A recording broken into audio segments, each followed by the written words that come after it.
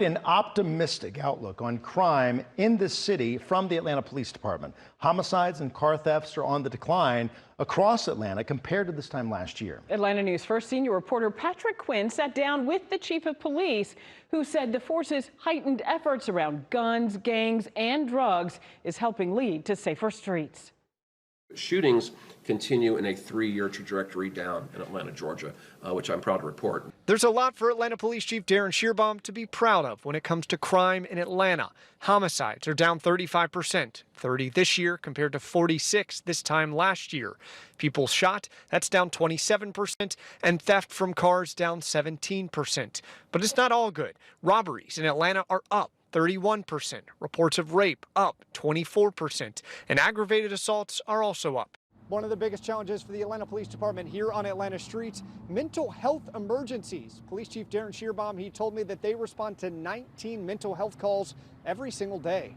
Mental health emergency shouldn't be the thing we're responding to, but we are, and we will. Another major focus, car thefts. They're down in the city and down at the airport.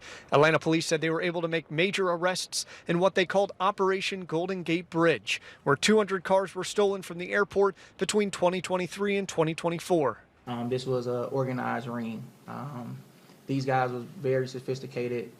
It was something similar that you'll see what we stated on the movie, Gone in 60 Seconds. This crime update comes as the city is weighing the 2026 budget, where the mayor is proposing a 19% increase in how much is allocated to the police department. Do you feel like that is sufficient, and why? It is exactly what we need to continue to grow the organization, and is exactly what we need to continue to equip the men and women willing to do the dangerous, willing to do the difficult. The police force now has 1,700 sworn officers, the most it's had since 2021.